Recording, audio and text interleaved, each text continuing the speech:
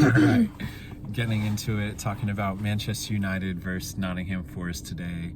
2-2 draw in the Premier League.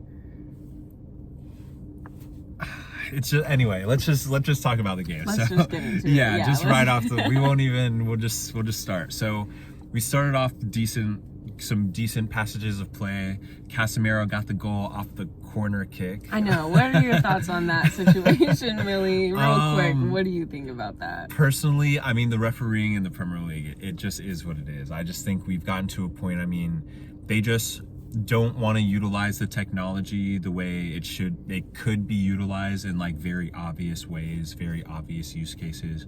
But again, because the game is being reffed by individuals who clearly haven't really played the sport, and so they don't really understand. Like, if you have goal line technology on the goal line, right, that dings to the watch of the referee if the ball crosses the goal line.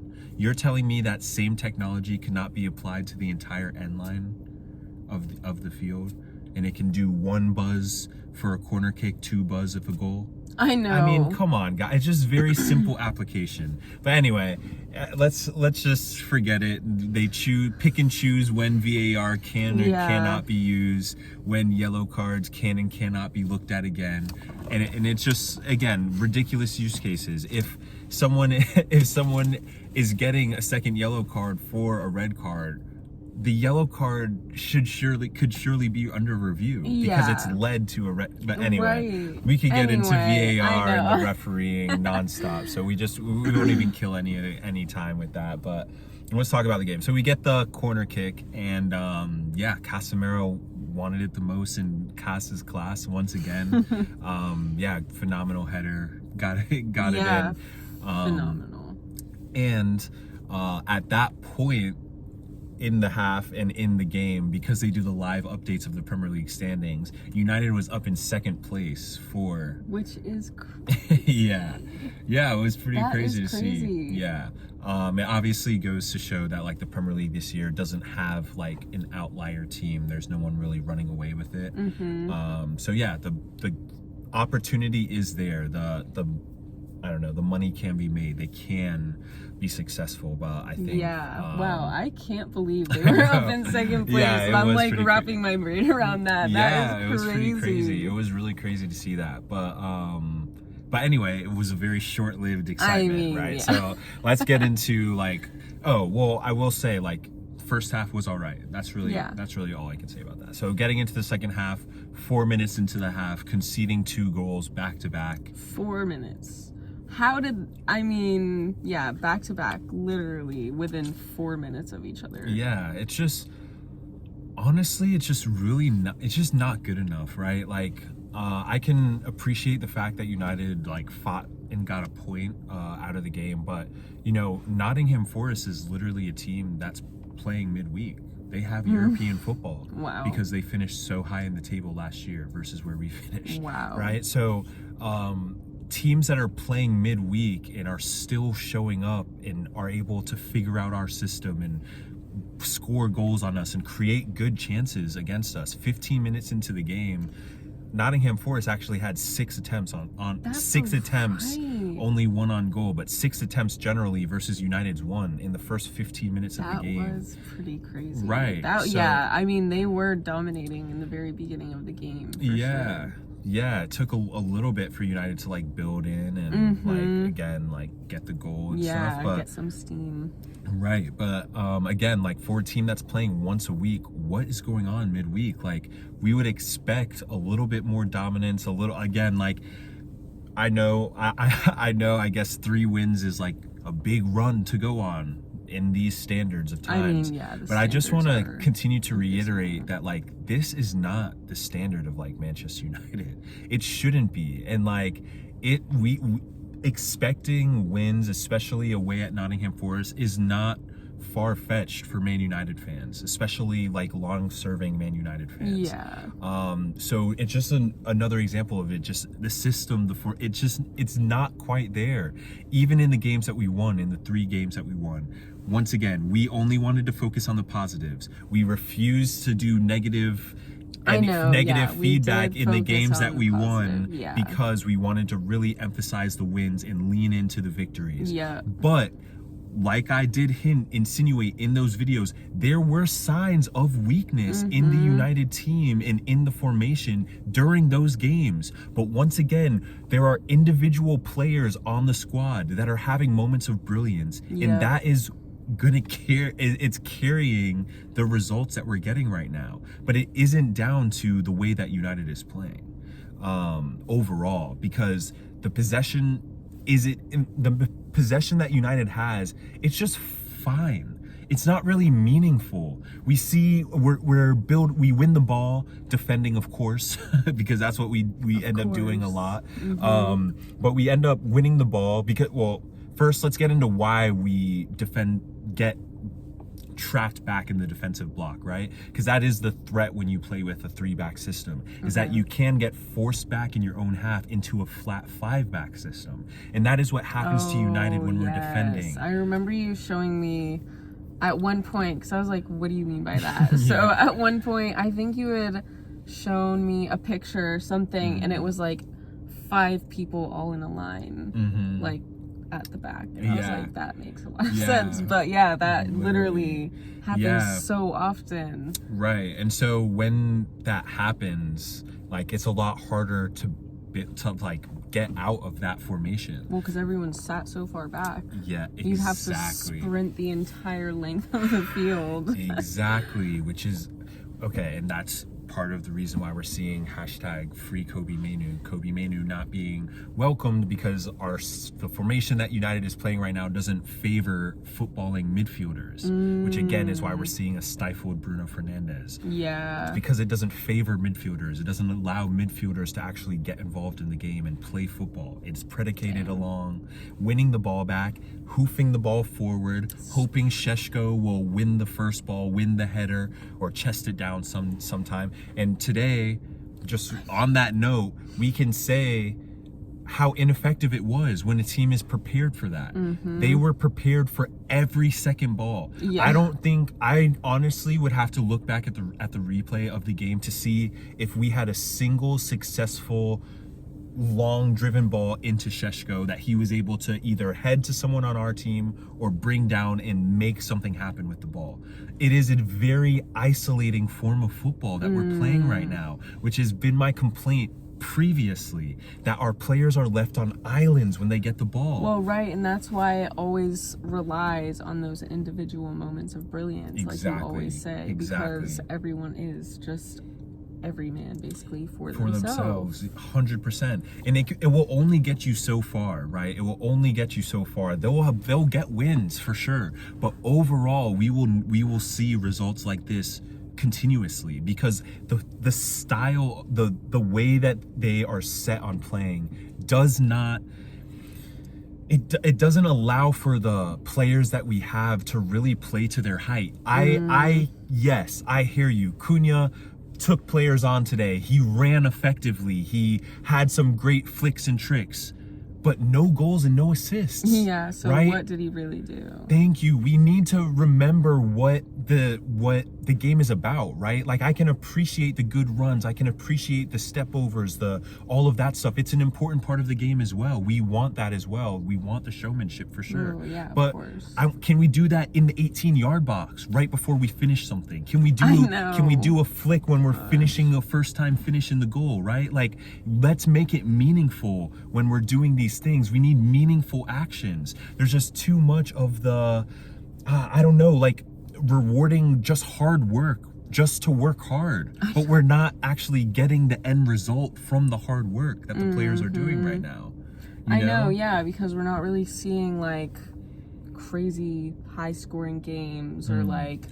Right. Well, I guess they had the Brighton, they scored 4 goals, so yeah, but that's again, true. That was, that's in the past now. So anyway, continue your point though. Well, no, just like we're not seeing those. I guess we've seen consistently, a couple, but we're like not seeing consistently, like high scoring games. Like they had to scramble back for the win today. Yeah. So it doesn't or for like the tie, just or for the sorry point. for the tie. Yeah.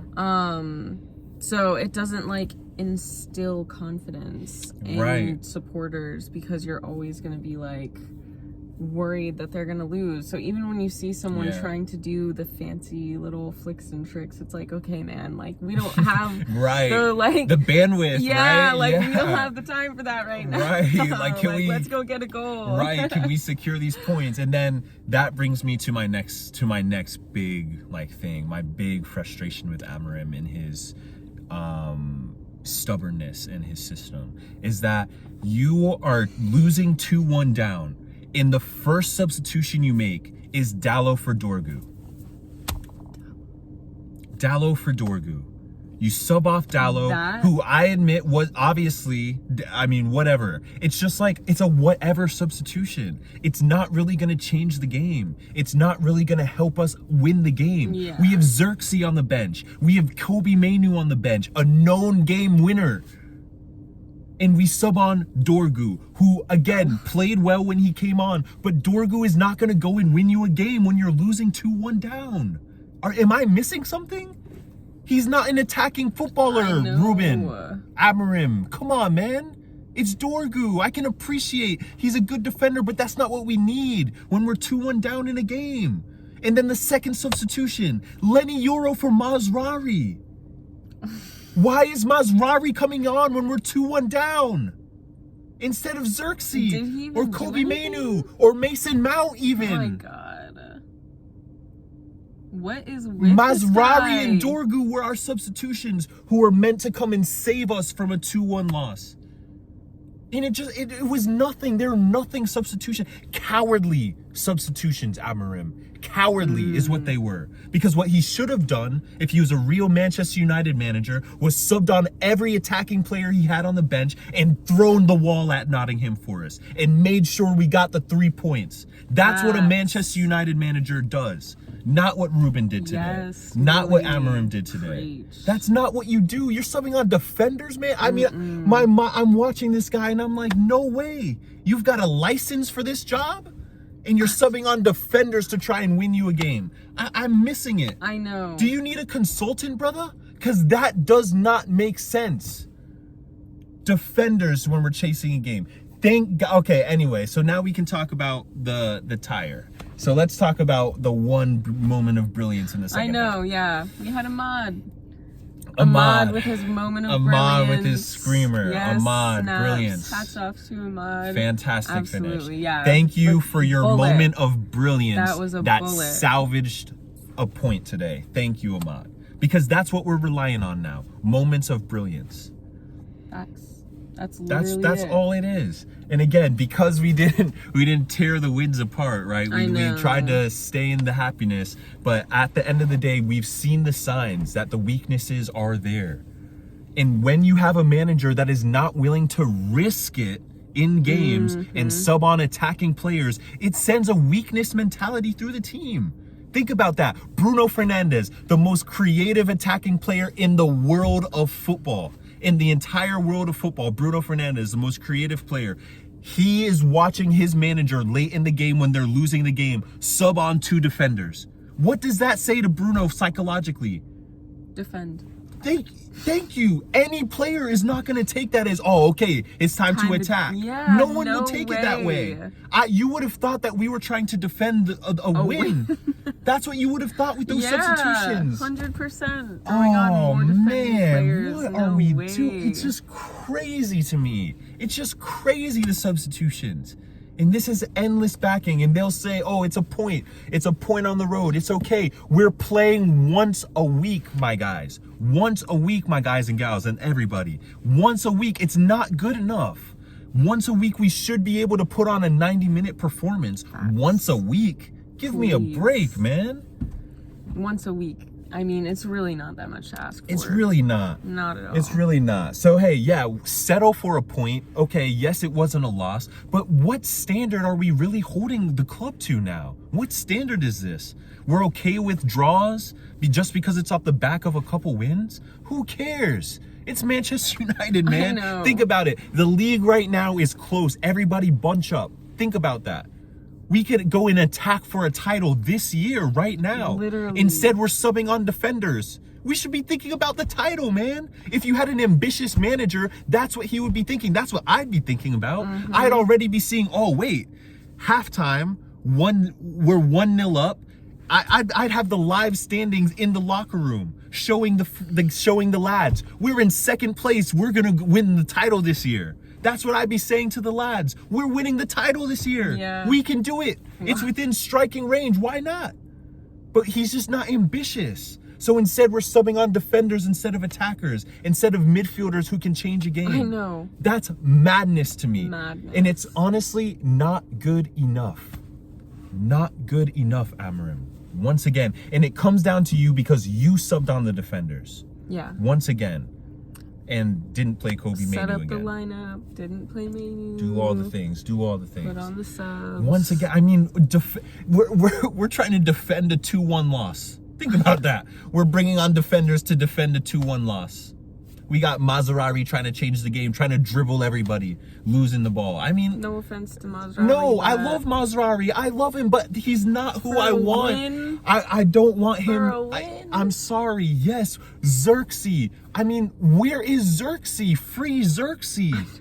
My God, he's creative. He's talented. He works hard. And if you're only going to give him, 10 minutes, the scraps of the game, I guarantee you he's gonna work hard in that time. Give him a chance, man. You're telling me he's telling the media and the people are eating it up during midweek, oh, I can't rotate people because we're not paying frequent enough. Why aren't we playing frequent enough, Ruben? Why aren't we playing frequent enough? Maybe did a certain person lose a final to the worst team in London, Tottenham, lost a final, and now we're not in European football, had us in 15th place last season, so now that's why we're not playing more than once a week, Ruben. So you should know. He literally said this week, we need to get back into Europe so that we can play more games and rotate players like Kobe. That literally left Amarim's mouth. That's the standard for playing Kobe Manu. It's insane. It's insane. Playing multiple times a week. That makes no sense at all. That just doesn't make any sense. I actually cannot wrap my brain around the guy is losing his mind. Can you believe he had the on and again, Sid, think about this. Amarim is the reason we're not in European football. Right. And he had the gall to say, we need European football to get players like Kobe into the mix of a rotation. But that just doesn't even make any sense. Why I agree with do you. you need 2 games to play other players? I agree with you. I mean, think about that. I mean, think about how stagnant of a coaching style that is. You're telling me you have to be losing a game. You have to, even when you're losing I mean, think about that. The game today, he was unwilling to make any risky substitutions. No, yeah, literally not at all. I'm just like, that just doesn't make any sense. Isn't to me that at insane all. That he said that? Yes. One of the best young midfielders in the world sitting on the bench. Can't get because 1 minute. Because they're not playing more than once. Right, which... I just don't... there's just no pathway in my brain where those 2 things... make sense. ...correlate. I would agree with you. I'd 100% agree with you. I don't know. That's just It's sus. insane. So, speaking of susness, this result, unacceptable. It's not good enough. It's not. It's a point. Fine. Nottingham was in 19th place, 20th place before this game. They had a midweek game this week, so players were probably tired. One of their key players picked up an injury 10 minutes into the game as well. That's right. So, thank God Nottingham had a game midweek and was too tired to go after more today. That is unacceptable. I mean, it is crazy being a Man United fan, and this is the type of stuff that we have to be accepting as normal and accepting as all right. Tying Nottingham Forest after playing 1 game this entire week. My God. Honestly, I'm not looking forward to playing Tottenham. That's the next game before Tottenham. Oh, okay. Before the international break, but okay. At the end of the day, we'll see what happens. But just once again, just very underwhelming. Just more of the same. Just more of the same. Yeah. But unfortunately, we didn't have the individual moments of brilliance to sneak us across the line today. In reality, but anyway, that's really all. Those are our thoughts on today's Manchester United draw against Nottingham Forest in the Premier League 2-2. Yeah. And yeah, nothing too crazy. That's really all. If you made it this far, thanks for watching. We'll see you next time. See you soon. Peace.